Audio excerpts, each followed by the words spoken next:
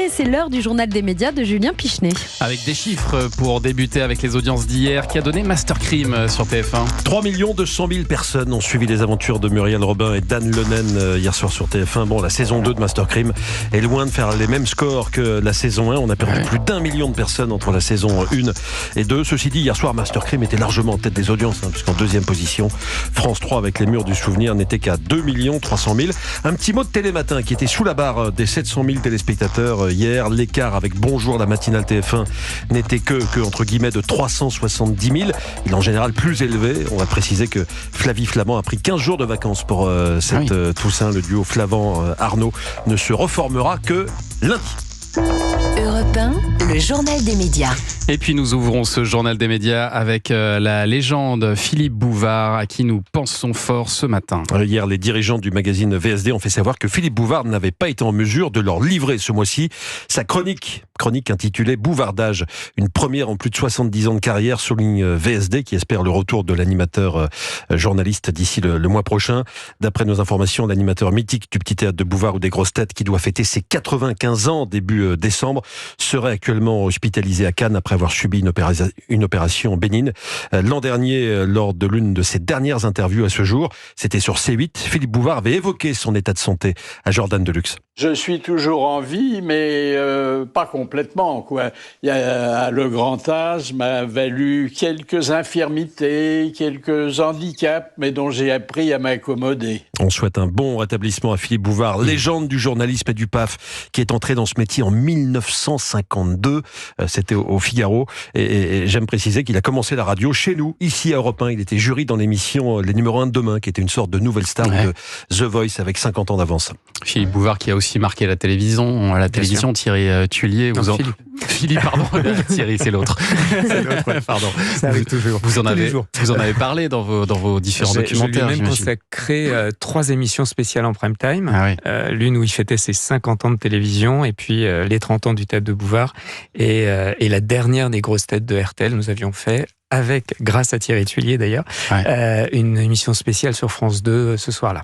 Et les Grosses Têtes qui ont aussi une très belle histoire sur TF1, parce que il y a une époque où ça faisait des scores colossaux, on s'en souvient. Jusqu'à 10 millions de téléspectateurs. En prime sur TF1.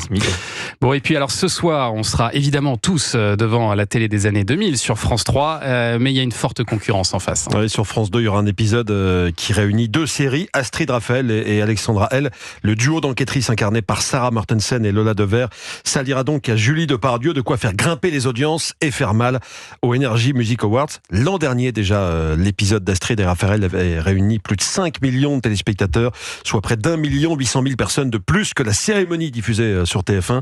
Un scénario qui va peut-être se répéter ce soir, selon Maxime Guény, journaliste pour Téléstar, Télépoche et Média Plus. Ce soir, il est difficilement probable que les Energy Music Awards dépassent l'audience d'un épisode crossover entre 2 séries policières ultra populaires de France 2. Elles sont des univers et des personnages qui fédèrent une forte communauté de fans avec un public plutôt senior, extrêmement fidèle.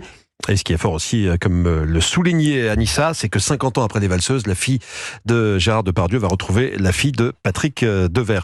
En revanche, il y a des chances qu'il y ait un effet de curiosité autour des Energy Music Awards, puisque aux dernières nouvelles, Slimane, qui est actuellement au cœur d'un scandale pour harcèlement sexuel, devrait toujours s'y produire. C'est en tout cas ce qu'a indiqué le Parisien hier soir. Et puis 2 voix emblématiques d'Europe 1 seront dimanche sur le canapé rouge de Michel Drucker. Marie Gildas et Julie Leclerc seront les invités surprise. Bon, c'est une surprise, mais on le dit à personne, de Laurent Ruquier dans le prochain Vivement Dimanche après-demain 13h30. Nous les avons croisés avec Mathilde Vaux. Maryse, tout d'abord, nous a fait part de son attachement à la station. Je suis rentrée en 67, c'est mon Moyen-Âge. Je suis restée 30 ans là et ça a été ma maison. Mes amours sont nés là, mon amour est né là. Pour Julie aussi d'ailleurs. Et donc ça crée des liens. On ne se voit pas tous les jours, mais on ne s'est jamais quitté. Oui, il y en a beaucoup qui ont rencontré l'amour dans les couloirs d'Europe 1. Maryse qui a rencontré lors des matinales d'Europe 1 son futur mari Philippe Gildas. Quant à Julie, que nous n'avons pas entendu sur l'antenne depuis 3 ans, c'est un petit événement ce matin. Nous lui avons demandé quels étaient ses meilleurs souvenirs en presque 50 ans d'Europe 1. La liste est très longue, mais il y a un souvenir qui reste au-dessus des autres. C'est quand elle présentait l'Europe Stop. Je rappelle le principe, on arrêtait au hasard des automobilistes qui avaient un autocollant Europe 1. On leur faisait choisir entre 3 enveloppes. Il y avait de l'argent dedans.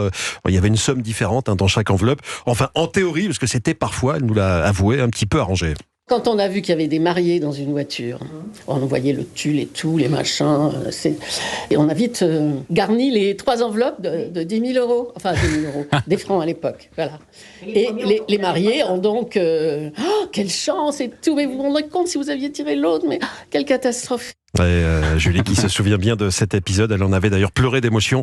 Bon, si les mariés de l'époque se reconnaissent, on espère qu'ils se sont fait plaisir avec cette enveloppe. Ils peuvent nous appeler pour raconter ce qu'ils en ont fait de cet argent.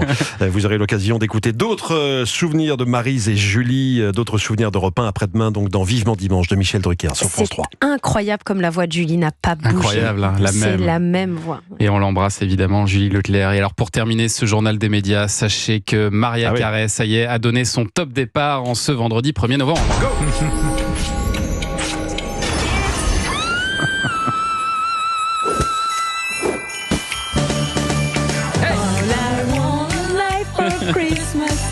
Ça, c'est la bonne nouvelle. Mais dans la nuit, la chanteuse a publié cette vidéo sur son compte Instagram. Maintenant, Halloween est dépassé. C'est fini, Halloween. On range tout.